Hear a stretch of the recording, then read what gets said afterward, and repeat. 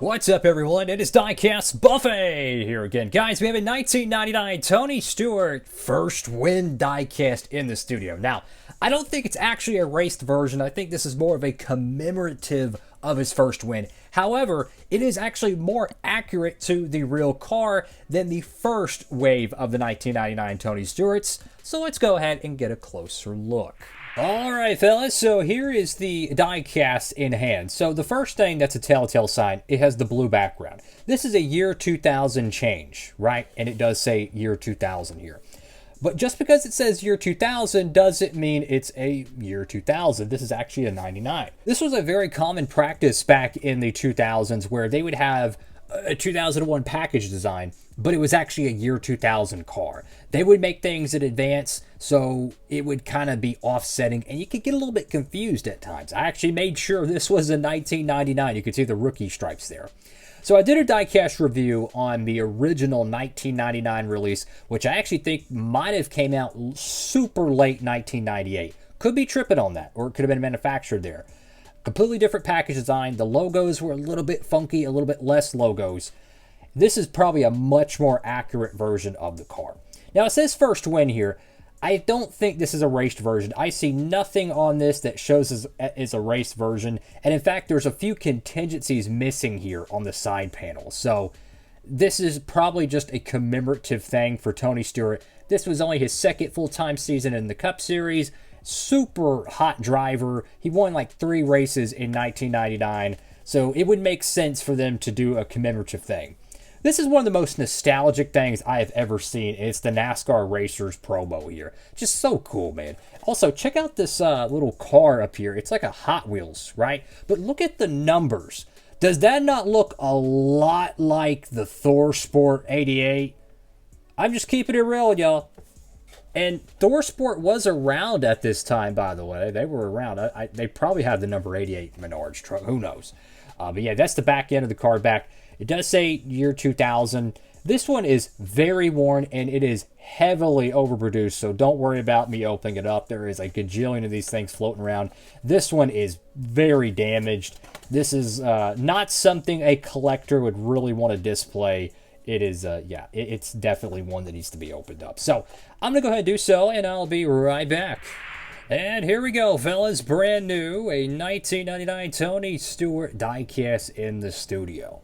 So as I mentioned, there's a few things that were really different that I noticed from the review I already did on the 99. The rigid logo has a black stripe on this car, but on the original one, it had kind of a white-gray stripe. We already touched on how some of the contingencies were different than the 99 Richmond win, which makes this not makes it more of a commemorative diecast, but not a raced version diecast by any means. And there are some differences here, I think, on the contingency panel and even the number placement as well. So this is a different diecast.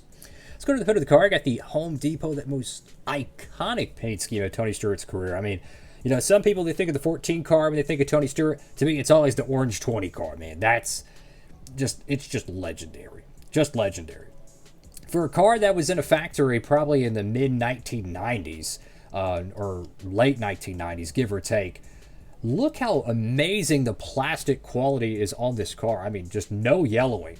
Perfect condition. Fantastic job. Action, Racing Collectibles, Hasbro, whoever, the Biff, because it does say Hasbro there, the little corner logo, but whoever made him, fantastic stuff. Let's go to the front of the diecast. You have the iconic Pontiac Grand Prix front end. I love these Pontiacs, man. I miss them so much. The early 2000s Pontiacs are they're just lit, bro. Fantastic. So you got about a gajillion contingencies on this diecast. Got the number 20. Looks like it might be double printed there. Very good gloss paint job. This is just a normal Winter Circle diecast, mind you. This is not like a special promo or a 164 action premiere or something. This is just a standard, Winter Circle diecast, and look how beautiful the clear coat is. 26 years ago, this thing was made. Unbelievable. Unbelievable. Go to the left side of the diecast. Now, this is one thing that irks me a lot, is the door number they should have double printed it, to be honest with you, because you could see the black line beneath it. So what they did is they probably wrapped this portion. This was a separate decal here, and then this decal was separate as well. If it was all one decal and they just put it on the car, there would be no outlining because it would all be one piece. But when you have layers, this type of oopsie-doo can happen. They would eventually correct this down the road, but that irks me a lot, seeing that. It's got bootleg Cup Series logo, bootleg Bud Pole Award logo, got Gatorade, EA Sports, Hasbro Gaming. I think that's Hasbro Gaming. I mean, so many just nostalgic late 90s sponsors. And Tony Stewart, man, he had a fantastic rookie year in 1999. Won, I think, 3 races. Probably had a couple of pole awards. I mean, he was fantastic. And then he would go in year 2000 and he would just keep winning. 0-1. Keep on winning, and then 2002 he wins his first Cup championship. Tony Stewart hit the ground running in NASCAR competition. Got a good year there. The Home Depot, Rigid, Tony Stewart, Pontiac, Coca-Cola. I love how they did the Pontiac logo as the jack post marking. I think that looks fantastic. A little black side skirts with the black bottom of the car looks really, really good. Now, it does say 1999 Pontiac Grand Prix, but this, whoa, look at that is cool. The little side panel is actually kind of skewed out. This diecast body would be used all the way till 2002. They would keep this verbatim exact diecast mold. It was that good. With the back end of the car, you have Home Depot. Once again, there's no taillight logo, so that's an oopsie-doo. They would have real taillight logos on the real car, so that's something they unfortunately didn't do. Pontiac, you have, is that silver or is that just gray? Okay, it's just gray. A little stripe right there. We have your rookie tape, which unfortunately rookie tape is no longer a thing, and this right here irks me a lot. That bugs me. I mean, it makes me just want to, put a decal on top of that just to make it look normal. Just having the line background through the 20 drives me nuts. I'm going to be honest with you, but it's still a fantastic diecast. And if you're wondering, there's a pile of the early 2000s, late 90s Tony Stewart diecasts out there. So if you're a big Tony Stewart fan and you're wanting these cars, trust me, there is a megalodon of these brand new. All different scales, all different types, plenty to choose from, brand new. You don't have to feel guilty opening it up. So looking at the top of the car, and I'm seeing a little bit of some wrinkles right here on the shadow of the 20. I don't know if that's decal cracking or that's just the way the decal is applied, because they heat the car with clear coat and stuff to make it cure. That can affect things. Who knows? But I mean, you just look at the gloss on the clear coat. Just remarkable for a diecast made 26 years ago. Designed really to just be opened up and played with, right? They made unbelievable quality diecasts back then. And they still do nowadays. It's just the clear coats, like, I don't know how the next gen clear coats are going to age, right? No one's going to know that until the 2040s or 2050s, right? Oh, by the way, we're closer to 2050 than we are to this diecast being made. Yeah, you feel old? I know I do. So we really don't know how good the next gen or the Lionel era clear coat is until time passes.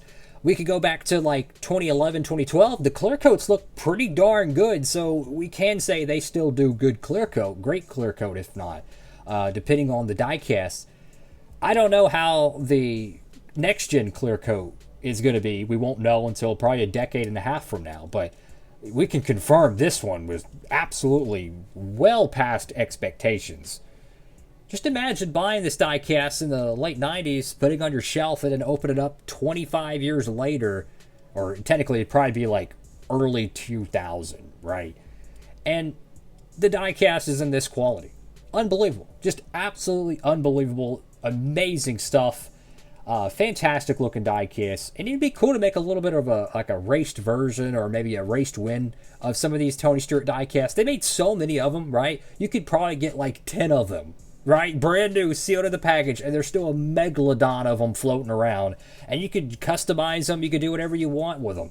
That's what's so cool about the 2000s era. There are so many diecasts out there that are just dirt cheap. They're overproduced. Some of the action, I think they call it Total Concept line, or Action Premier Series. They're like a hybrid between an Elite 164 and just a normal Winter Circle one. They're really high quality, and they're definitely more to the Elite RCCA style, but they're not Elite RCCAs. And some of the production numbers are over 50,000 of one paint scheme from 1 year of one driver. That's absolutely asinine compared to today's production numbers, which hover around 2,500 to 3,000 per paint scheme per driver in the 1/64 scale. Just saying, it's absolutely mind-boggling. There's that many of them. Even if half of that 50,000 production run was thrown into the sea, there's still 25,000 floating around. That is ridiculous diecast production numbers. Thank you all for watching the video. We're going to show a little card real quick before we log off here. This is the first win piece. Really cool photo right there. It's, I believe, Richmond, 1999, Tony Stewart, or the back panel of the card.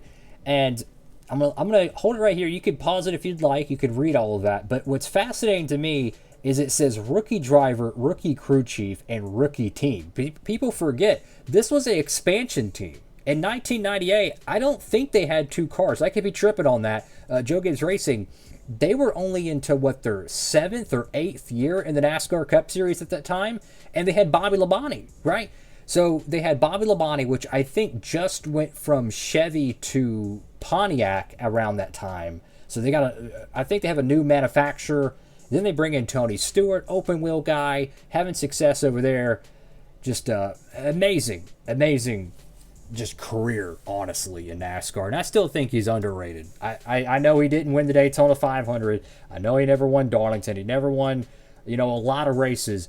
The guy has like 50 Cup wins or something like that, 49, 50 Cup wins, 3 championships. He's a Winston Cup, Nextel Cup, and Sprint Cup champion. And he was also a super successful team owner in the sport. Amazing career. Thank you all for watching. Have a blessed one. Diecastbuffet signing off.